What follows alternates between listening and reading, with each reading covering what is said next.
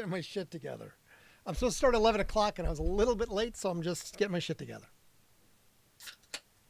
Marie Lee. Where's Marie Lee from? Tell me where Marie Lee's from before I get started, so I can know something about Marie Lee. Marie Lee.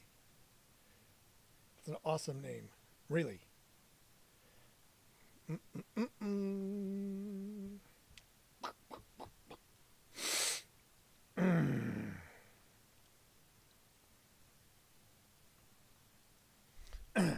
Hi, Carol. Hi, Penny Doyle. Oh, they're gone. They came, they left. Boop,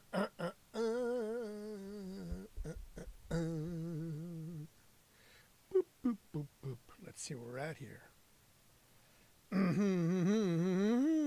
Okay. All right. Go good. I'm caught up now. Everything's right with the world. Hi. How's everybody doing tonight? Sorry. I'm supposed to start 11, and, I was screwing around watching videos and didn't pay attention. Suddenly it's 11 o'clock, and I got to turn on lights and cameras and start shit up. So here's to procrastinating. How's everybody doing tonight? Welcome to episode 228 of Randsanity, the January 15th edition, 2026. I've been doing this for 228 days consecutively.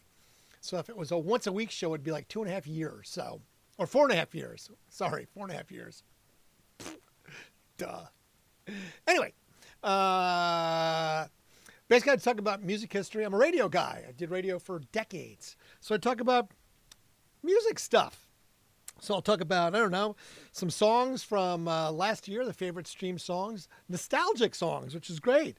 Some history in rock and roll, births, deaths, maybe a couple concert announcements, and that. So that's what I'm going to do. So if you hang around, if you have any questions, ask. I'll occasionally look down and pay attention if I can, and I'll say hi. I'm hitting all the little say hi things right here where it says to say hi. So there you go. So if you have any questions, comments, concerns, just let me know. All right? Perfect. Brilliant. All right. We'll start off with, so data doesn't lie, usually, unless it's AI and it hallucinates. But the data says that U.S. listeners refused to let go of their favorite classic songs last year. Entertainment analytics company Luminate released its year-end data in this January, just now, including the music streaming numbers for 2025. Now, there was a lot of new growth for genres like rock, gospel, and Latin music, but there was plenty of other songs from the past 7 decades that have stuck around in the 2020s.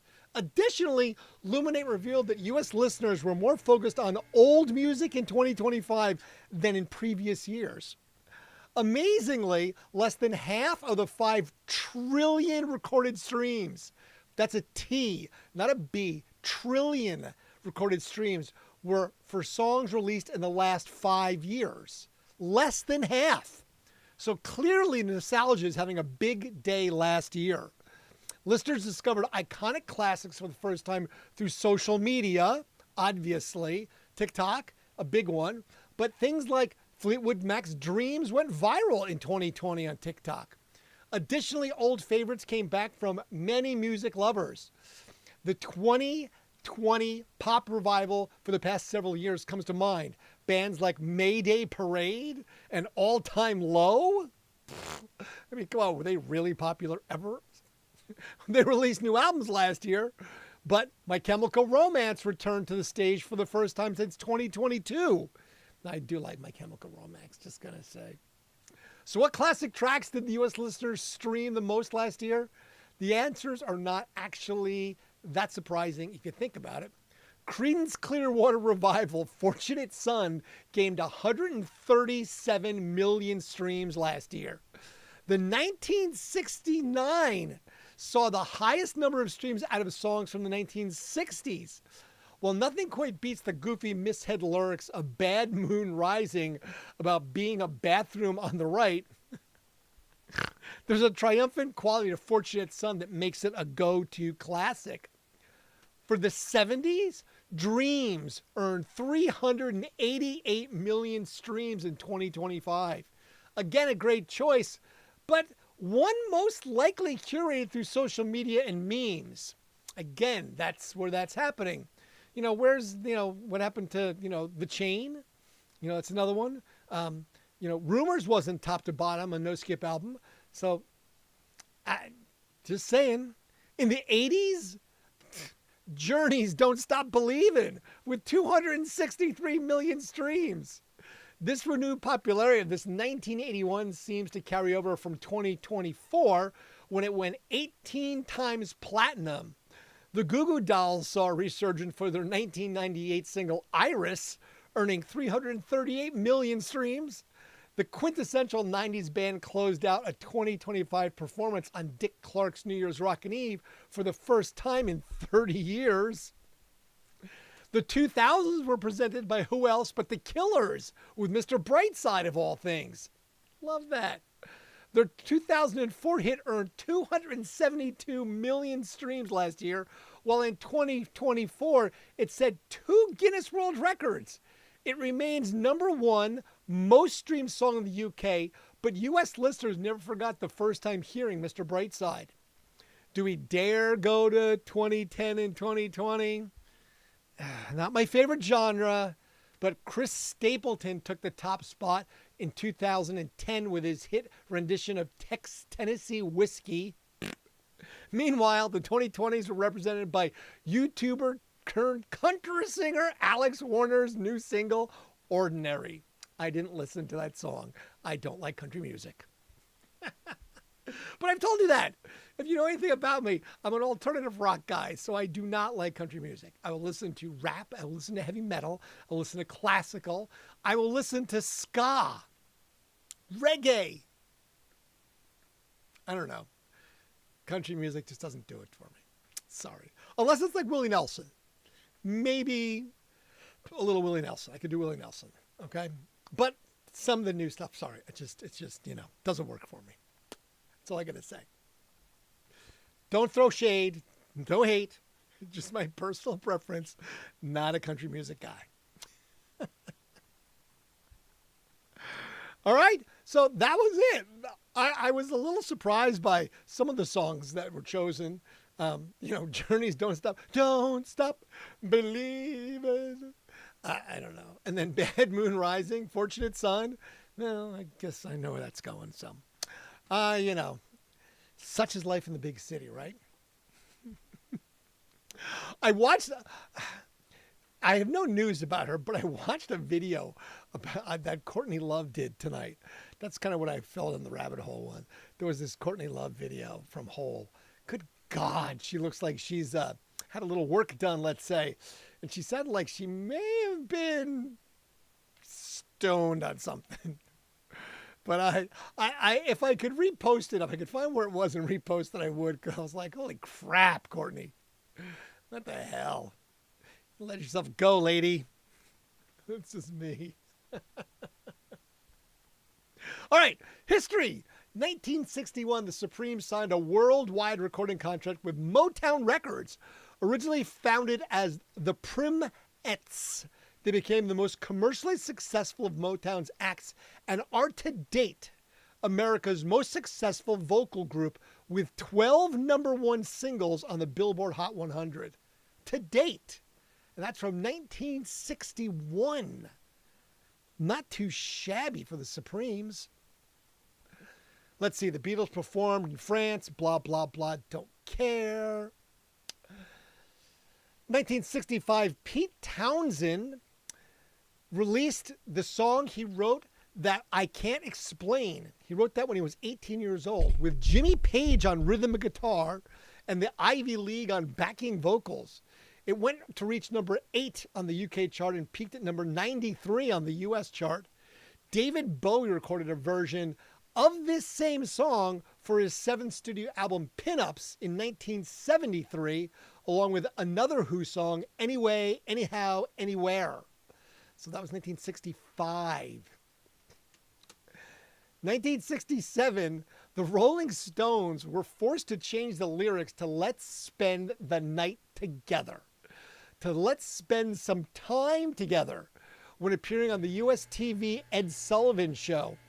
After the producers objected to the content of the lyrics, Jagger ostentiously rolled his eyes at the camera while singing the changed lyrics, resulting in host Ed Sullivan announcing that the Rolling Stones will never be banned and performing on the show ever again. I do love the fact that it's like, come on, really? Then why invite them on the show? You did that to the Doors as well. Ed Sullivan, you're a wanker. I mean, you're long dead, but still. Why invite these bands to the thing to make them change their lyrics? I'm shocked. I mean, clearly, they changed the lyrics and still got banned, where at least Jim Morrison didn't change the lyrics and got banned. That's the best part. 1969, George Harrison had a 5-hour meeting with John, Paul, and Ringo where he made it clear that he was fully prepared to quit the Beatles for good. Harrison wasn't happy with plans for live performances and the current Let It Be film project. They broke up in 1970, but we knew that. David Bowie released Holy Holy as a single in the UK, which failed to chart. A more frantic version of the song was recorded in 1971 for The Rise and Fall of Ziggy Stardust and the Spiders from Mars, but was dropped from the album and subsequently appeared as the B-side to Diamond Dogs in 1974. So I listened to Diamond Dogs, and I love Diamond Dogs. And I listened to Holy Holy, and I was like, wow, I can see why it didn't chart. That song sucks. I wasn't a fan. I'm still not a fan. 1972, Don McLean's American Pie started a 4-week run at #1 on the U.S. singles chart. The song is a recounting of the day the music died, a term taken from the song, the 1959 plane crash that killed Buddy Holly, Richie Valens, and the Big Bopper. The aftermath of such, the song was listed at #5 song on the RIAA Project Songs of the Century. The RIAA is a thing that makes records gold and platinum. So that's if you want a little gold platinum record, if it's certified RIAA. That's the ticket right there. Led Zeppelin's Black Dog made its debut on the U.S. singles chart. The group's third single peaked at #15 and spent 8 weeks on the chart. The song's title is a reference to a nameless black Labrador retriever that wandered around the Headley Grange studios during recordings. I mean, why not? Black Dog, name it. Why not? I mean, you know, I was watching some silly YouTuber or TikToker, and you know, she had this thing for naming something, and you know, the thing that you put on during the rain, it's an umbrella. But what if the person stuttered when they were coming with the name? What are you gonna call that thing? Umbrella? Okay, umbrella. No. I just meant brella. I was like, all right, that's actually kind of funny, you know. Just saying, you know, if you're disheveled, you look like shit. But you know what? When you're all good and clean, are you shoveled? Yeah, I know. I went there. That's what I did. I totally went there. All right. Pink Floyd's Wish You Were Here was on the UK album chart. The album's packaging, designed by Storm Thorgerson, featured an opaque black sleeve inside which was hidden the album artwork. Thorgerson had noted that the U.S. Roxy Music's Country Life was sold in an opaque green cellophane sleeve, censoring the cover image. So he adopted the idea, concealing the artwork for Wish You Were Here in a dark-colored shrink wrap, making the album's art absent. Interesting. Storm Thorgerson. He sounds like he's Swedish. Do you have to say it like Storm Thorgerson? I think you do. I mean, otherwise, like, why would you have a name Storm Thorgerson if you weren't? In 1977, the Eagles are at #1 on the U.S. album chart with Hotel California, the group's third U.S. #1 album. In the 2013 documentary History of the Eagles, Don Henley said the song was about a journey from innocence to experience. That's all. Jackass. I'm just saying. Whatever. Just sometimes. In 1983, Men at Work started a 4-week run at #1 on the U.S. singles chart with Down Under, which went on to sell over 2 million copies in the U.S. alone.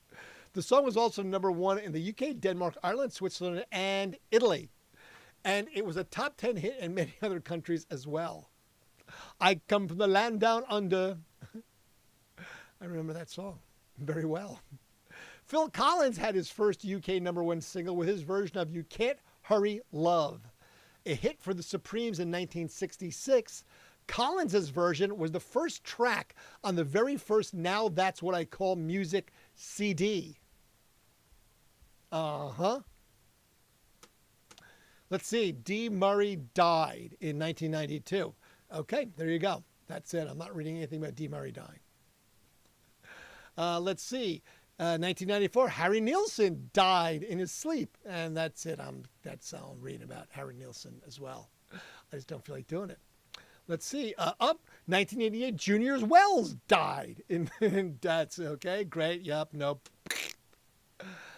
2002, 80s British pop legend Adam Ant was arrested and charged with throwing a car alternator through a plate glass window at the Prince of Wales pub in Camden, London. So many questions. And then threatening patrons with a starting pistol. He was later fined $750 and placed under a 12-month community rehabilitation order for psychiatric care with a suspended sentence. Oh, poor Adam Ant. He's always had some, unfortunate mental issues through his entire career. I love Adam Ant's songs, though. I mean, his old stuff is so good. But I just want to know, why did he have a car alternator in his... They're not small. They're a big chunk of metal. They're like a bowling ball. Why do you have a car alternator? You just find it lying on the street? And who lost the alternator? And why was it lost? So many questions I want to know. Answer me, damn you. In 2008, Ron Wood was recovering following the operation for a hernia after he sustained the injury during the band's recent Bigger Bang tour. What are you doing, Ron? They got a hernia. The 60-year-old Rolling Stones guitarist was told to rest for 2 months after the procedure. Yeah, I'm sure he got right on that. I'm sure. Now this, I can't make this shit up because I don't, but okay. In 2010, N-Dubs were dropped as ambassadors for anti-bullying charity Beat Bullying. Okay, I could just leave it at that. But the reason being is after the band members Dappy sent a woman threatening text messages. Choli Moody texted the Chris Moyles Radio 1 show while the band were being interviewed, calling them losers and labeling Dappy repulsive.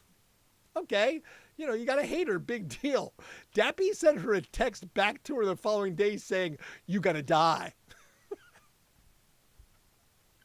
I'm sorry. You can't be an ambassador of anti-bullying if you send a text back to someone saying, "You gotta die."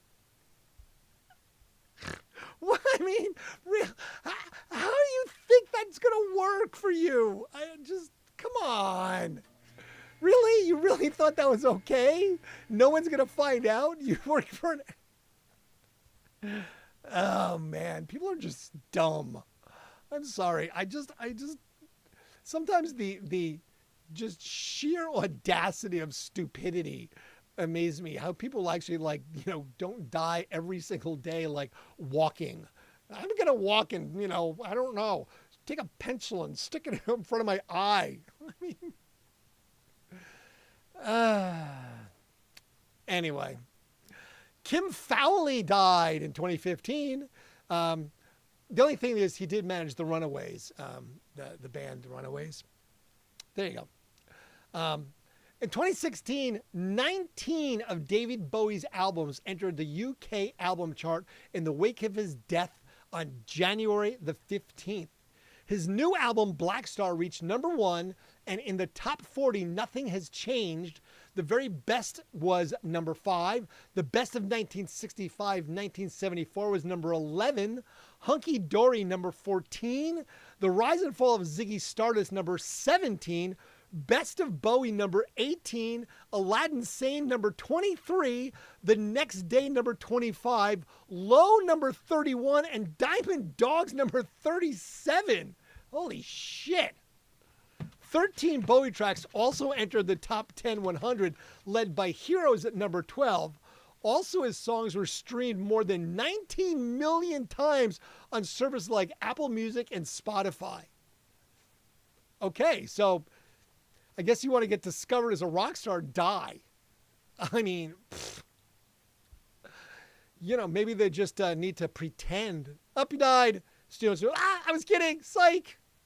Sounds like a Family Guy episode. Unfortunately, this one did die. All right. I'm going to tell a story about her afterwards. 2018, Dolores O'Riordan, Irish musician and singer, and all of that for the Cranberries, died unexpectedly while she was in London, England for a recording session. An inquest at Westminster Coroner's Court later ruled that she died as a result of accidental drowning in the bath following sedation by alcohol intoxication. Ugh. The Cranberries had the 1994 hit single Linger, Dreams, and Zombie, and the band's 1993 album Everybody Else Is Doing It, So Why Can't, spent a total of 86 weeks on the UK chart. They rank as one of the best-selling alternative acts of the 90s, having sold nearly 50 million albums worldwide. Okay, now this is a true story of the Cranberries. I will change the names to protect the innocent. I won't even mention them.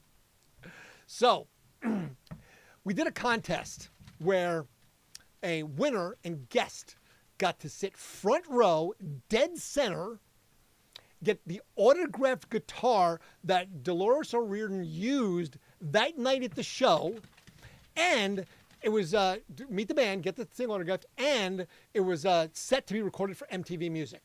So it's actually recorded, so you can see this. So I chaperoned this winner and guest. It was a girl. So we sat front row. I got there with my guest, and the winner showed up, and she was in the bag. Okay? She had definitely pre-partied a little bit more than you should before you go to a concert. And the opening band, she basically was yelling and screaming to the point where people were telling her to sit down and shut the fuck up. And she's like, no, I'm front row, I'm going to meet the band, blah, blah, blah. I mean, just obnoxious. Okay? And I'm just like, because I can't do anything. Okay? I mean, that's her prerogative. I'm the chaperone. I'm just like, okay, well, let's see how this all works out.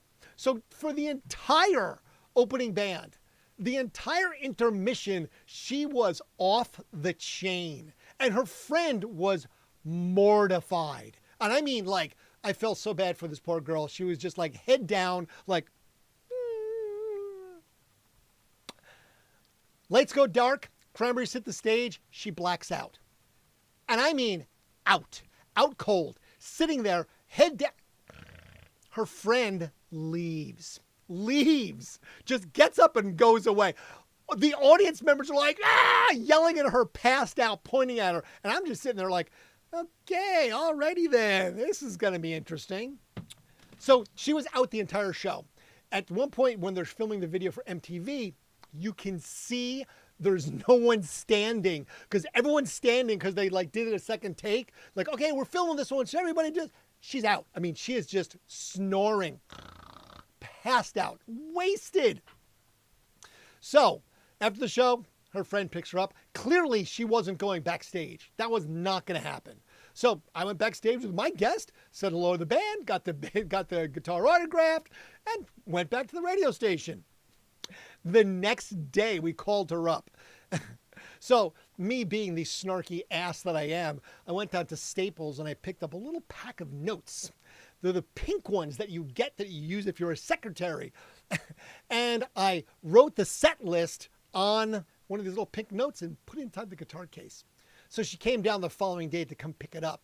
Now she came in and she was pretty sheepish. Like, everybody already heard the story. So everyone at the radio station was just like, when she came in, everyone's like, shut up, here she comes. Like, all right, we're watching. She comes up, it's like, hi. I'm like, oh, hi, how you doing? Blah, blah. Good to see you. Doing okay today? Great. Sorry you missed the show last night. We did get your guitar. Here it is. She opens it up, and inside is the pink piece of paper. And it's one of those Post-it notes that says, while you were out. I tried my best not to just laugh at her at that moment. I'm like, she opens it up and just looks at it, and she's just like completely mortified, even more so at that point. And the receptionist is kind of like turns her back, and you can hear her snickering. So she took her guitar and left. So note to self, if you're going to go sit front row and you're going to go meet a band or something, don't get completely shit-faced before you go meet the band. I would not suggest that. It usually does not go over so well. That's all. Just saying. That's my cranberry story.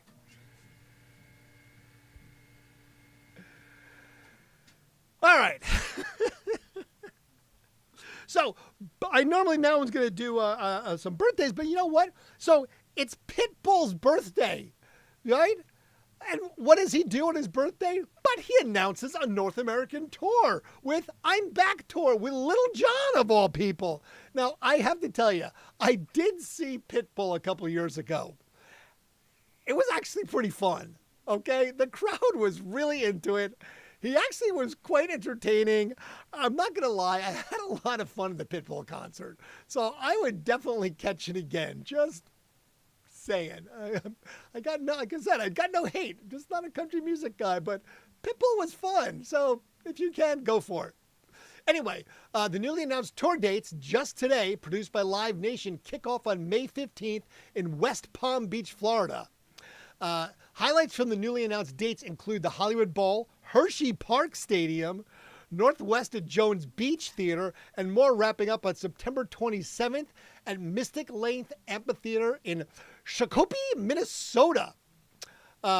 Basically, it's a pretty big show. You're looking at like West Palm Beach, Tampa, Charleston, Raleigh, Charlotte, Houston, Dallas, Phoenix, Chula Vista, Salt Lake, Wetland, California, Mountain View, California, Bristol, Virginia, Virginia Beach, Hershey, PA, New York State, Syracuse, New York, Hartford, Mansfield, Massachusetts, Bangor, Maine, Sarasota Springs, Homedale, New Jersey, PNC Arts Center. Oh, maybe I'll catch that one close to home.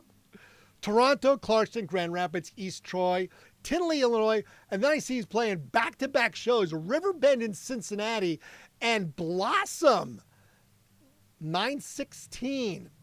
Then Hollywood Casino, Noblesville, Indiana, Arkansas, Kansas City, and then Minnesota. So pretty much hitting most of the country. So if you're a Pitbull fan, show just announced. Let's see, when are tickets going on sale for this thing? Tickets are going on sale January 30th at 10 a.m. VIP packages will be available and vary by venue. So if you want to spend a lot of money, you can spend a lot of money at venues. But there you go. And it's also his birthday today. So happy birthday to Pitbull. Thanks for announcing a tour. 45 years old today.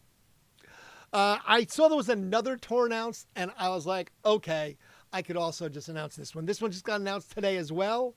Beloved alt-rock duo, They Might Be Giants, will be touring this year in support of their new album. The Bigger Show Tour, supporting the EP Eyeball, begins with a double at Woodstock, New York's Bearsville Theater, April 17th and 18th. And from there, it's multiples in theaters in Indianapolis, Detroit, Chicago, Philly, and Brooklyn. The date spring wraps up with 2 nights in Boston's House of Blues, June 5th and 6th. So this is a good one, okay? Basically, they're going to play Woodstock 2 nights in a row, then Indianapolis 3 nights in a row, the Majestic in Detroit 2 nights in a row, the Vic in Chicago 3 nights in a row, the Union Transfer in Philly 3 nights in a row, Brooklyn Steel 3 nights in a row, and then House of Blues 2 nights in a row. So if you don't get your fix when you see these guys, they're going to be pretty much Midwest and then down. So, wait, did my camera? Crap! See, I suck. I'm not paying attention. I'm so into that I didn't even notice. So I can fix the camera. Hang on, fixing it. There we go. See, now it's back. See, that's what I get. Pilot error. I was really into it. So I've met They Might Be Giants. John and John are great. They're so funny. There's a picture of them when at the very first, like in the beginning of my radio career at the old 1721 South High Street location of the radio station. And I look like I'm about 12, which I am. So, but yes, so They Might Be Giants tour. That's a good one. All right. So we get to the part where we have to talk about the births and the deaths. Dun, dun, dun. Birthday today, Captain Beefheart. He has a real name, but I didn't really care. So I was like, all right, whatever. Because I think the idea that Captain Beefheart has a birthday is funnier than not having a birthday. Because, again, he's fucking Captain Beefheart. Ronnie Van Zant of Leonard Skinner would have been 78 years old today. Died back in 1977, that whole, plane crash thing. Oops. Charo is 75. I've not seen Charo on TV forever. The Hoochie Coochie. Charo, she used to be like a staple on late night TV. 75, I'm betting she's probably looking less presentable. That's just me. I'm just saying. Melvin Gale of ELO, I'm Turning to Stone, is 74. Ray Simpson. No one knows who that man is because you just know him as the cop. He's the cop from the YMCA. He's 72. YMCA. We talked about that the other day about how the YMCA hated it and then adopted it, and now the Navy adopted it and then figured out maybe they shouldn't. Adam Jones of Tool is 61 today. Lisa, the Cult Jam, 59. Like I said, Pitbull, 45 years old today. Happy birthday, Pitbull. I think I'm going to catch you this summer. Skrillex, 38. Skrillex is great. If you've never seen an EDM show, go see Skrillex. Skrillex is fucking awesome. See, I even like EDM. Not country. Lloyd Bridges. I picked a hell of a day to quit sniffing glue. He died in 98. He would have been 113 years old today. And Regina King, 55 years old. She's from Cincinnati, Ohio. Who knew?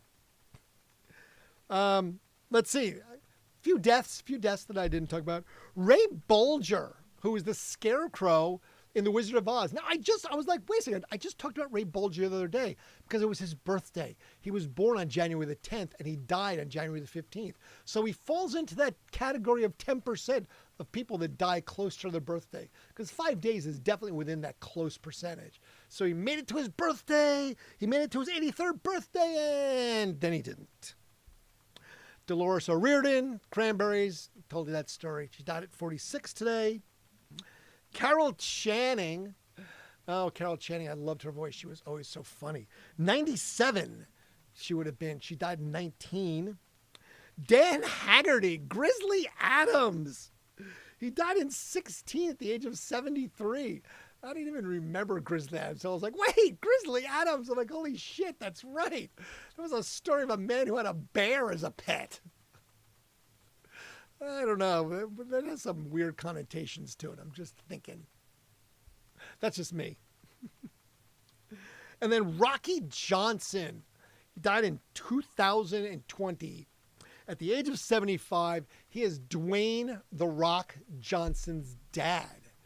Rocky Johnson. So Dwayne "The Rock" Johnson's dad died on this day in 2020. 5 years ago. 6 years ago. Shit, I keep forgetting it's 2026. How do I know these things, right? All right. Well, there you go. That's the most. That's most of it. That's all of it. I have a few show announcements that I didn't share tonight. I've got some for tomorrow. I saved a couple. There was a couple of things, also little side things that I found that was interesting that happened on this day. In 1972, the TV show Emergency premiered on NBC with Randolph Mantooth. Maybe that's why I became a medic from emergency. Randolph Mantooth. Yes, I was a medic. I drove an ambulance. I did.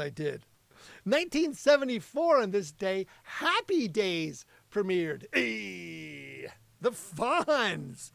It ran for 11 years on ABC TV. The Fonz. I met Henry Winkler. He was so nice. Oh my God, he was hilarious. I met him when I was in Sirius XM in New York City. He just happened to be coming in that day. He was so funny. Like, who knew? I was like, it's the Fonz, for God's sakes. Let's see. 1975, Space Mountain opens in Orlando, Florida on this day, January the 15th, 1975. Man, I love Space Mountain. The indoor blackout roller coaster. I mean, it's still great. Can't hate that. And then 1977, Saturday night premiered The Coneheads. Beldar. Dan Aykroyd as the Coneheads. Hone your cone. Amazing. Amazing. All right. That's what we got going on. All right. I kept it painfully short tonight. Never. Stamina Artist is rad. Nirvana, Joy Division, only at Bernie's. La la la. Shitface, yes. Don't drink and meet the papes. No, that's right. Don't get drunk and go meet bands. I'm telling you. You won't remember it. It's not the way to do it. It just isn't. All right. I kept it to a dull roar tonight. I didn't go too deep into anything. I want to kind of keep everyone's attention. So there you go. I kept your attention. Ta-da!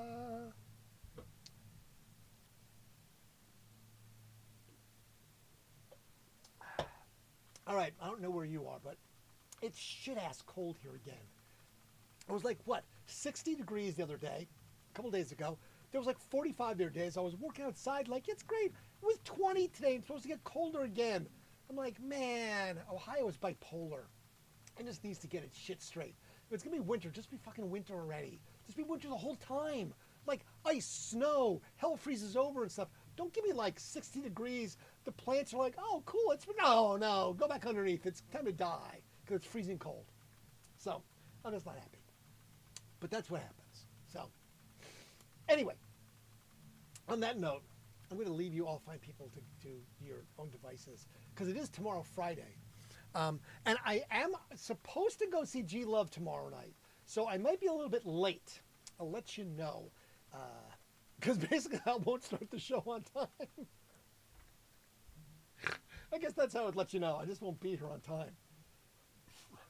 Oh, sorry. I guess it doesn't work with my microphone's not for my face. I am supposed to be at G Love tomorrow night.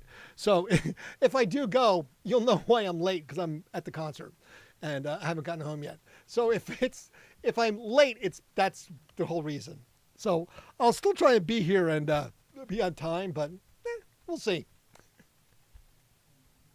Appreciate you being here. I do. This is so much fun. I get to do this. This is Randsanity. This is 228 days in a row that I've done this. I'm very interested to see what happens when it gets to be spring and summer again this year, when there's lots of concerts, because I worked a lot of shows and I go out a lot. So the whole 11 o'clock thing might become problematic. We'll see. I'm going to try my best. Anyway, until then, I bid you a fair, fond adieu and farewell. I appreciate you. And thank you for being here. Do good things for people. Try and be kind to someone. Just because. We kind of need that in the world today. Just so, just don't be shitty. Okay? We deal with shitty people all the time. So just don't be that shitty. All right? There you go. See you all again tomorrow. We will do this completely different. Or totally the same. Fade to black.